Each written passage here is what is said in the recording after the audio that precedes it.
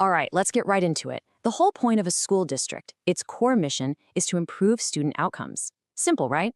And to do that, our elected school boards need really clear, totally unbiased legal advice so they can make the best decisions. I mean, they're the ones guarding the public's trust, not to mention millions of taxpayer dollars. But here's a question for you. What if the very system they rely on for that advice is, well, broken from the start?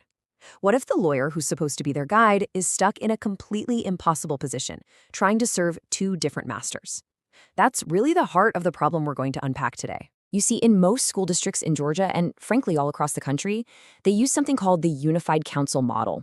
On the surface, it sounds super efficient, right? One lawyer or one law firm advises everybody.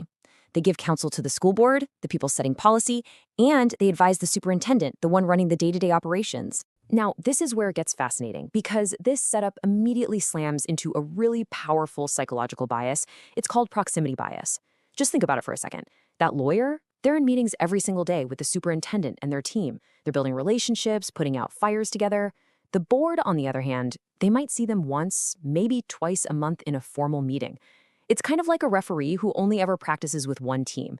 I mean, even if they have the best intentions in the world, who do you think they're going to naturally side with when a really tough call has to be made? And this is where that conflict just becomes so obvious.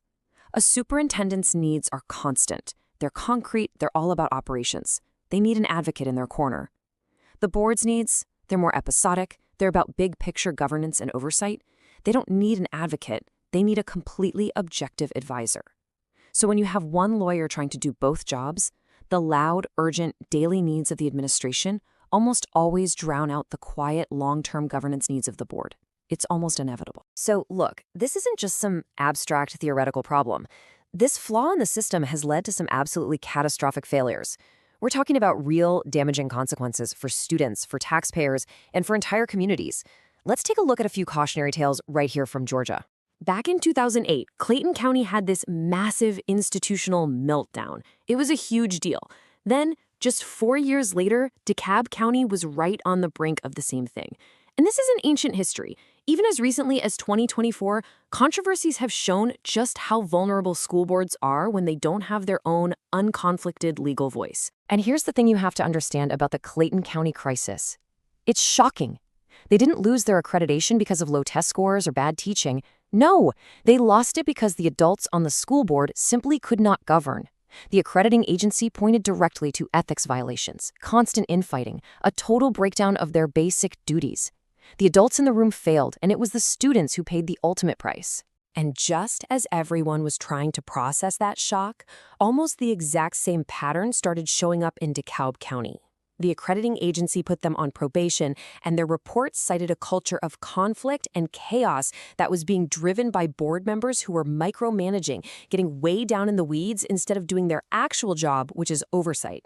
And this is where the role of the lawyer comes into painfully sharp focus. A review of DeKalb found that the district was spending a mind-blowing $11 million a year on legal fees, with literally no process in place to even review the bills. Now, think about that.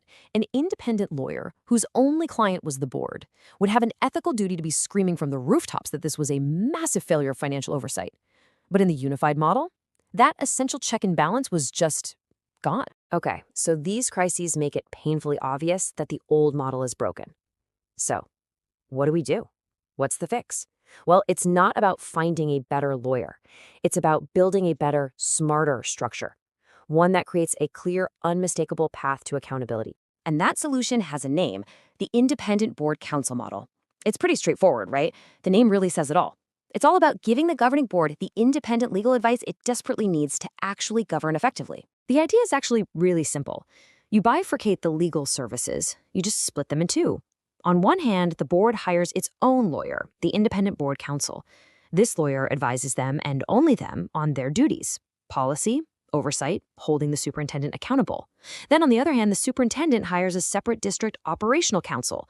That person handles all the day-to-day legal stuff.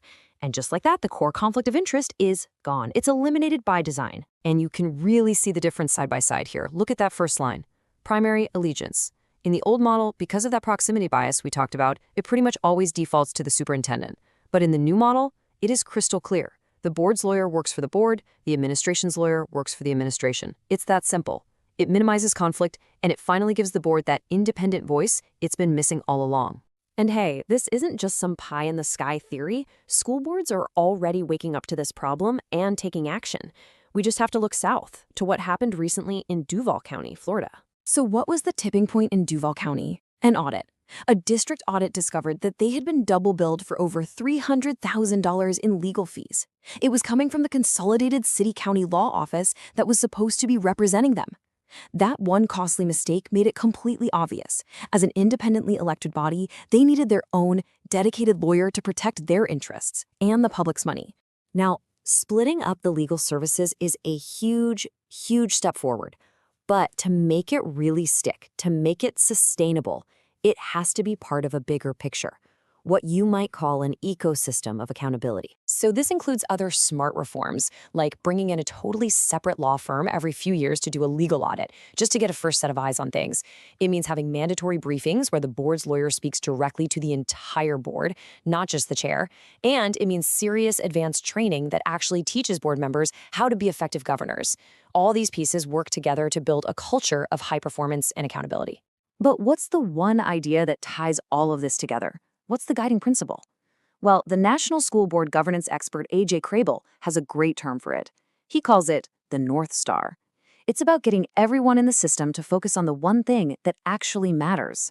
And that one thing is student outcomes-focused governance.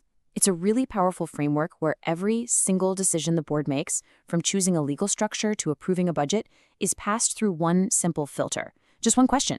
Does this action improve what our students know and are able to do? That's it. It immediately shifts the focus away from adult politics and drama and puts it right back where it belongs, on the kids. And this quote from A.J. Crable just says it all, doesn't it? Student outcomes don't change until adult behaviors change. You just can't expect to get different results for students if the adults in charge are stuck operating in the same flawed systems with the same old behaviors.